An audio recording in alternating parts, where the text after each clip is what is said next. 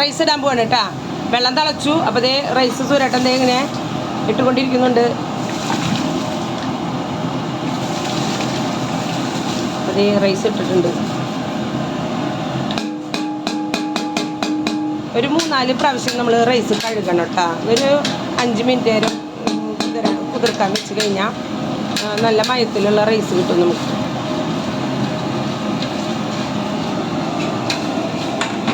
അയ്യോ സുരേട്ടാ, ഇത് കലത്തുമ്മ അത് കലത്തുമ്മുണ്ട്.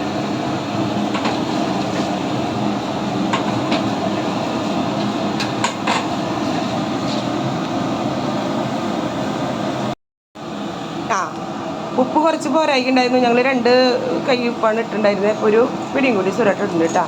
അപ്പോൾ കറക്റ്റായിരിക്കും ഇരുന്നല്ലോ. അപ്പോൾ പിന്നെ നെയ്യ് ഒഴിക്കണം കേട്ടോ. നെയ്യ് ലാസ്റ്റ് ഒരു 200 ഗ്രാം കൂടി ഒഴിച്ച് നിങ്ങൾ ഫിനിഷ് ചെയ്യുക. ദമ്മിടാൻ പോവാണ്. ക്യാരറ്റ് ഇട്ടിട്ടുണ്ടായിരുന്നു. നമ്മൾ ലാസ്റ്റാണ് ക്യാരറ്റ് ഇട്ടത്. എന്താ വെച്ചിട്ടുണ്ടെങ്കിൽ നെയ്ച്ചോറായ കാരണം കളറ് മാറണ്ടെന്ന് വിചാരിച്ചിട്ടേ.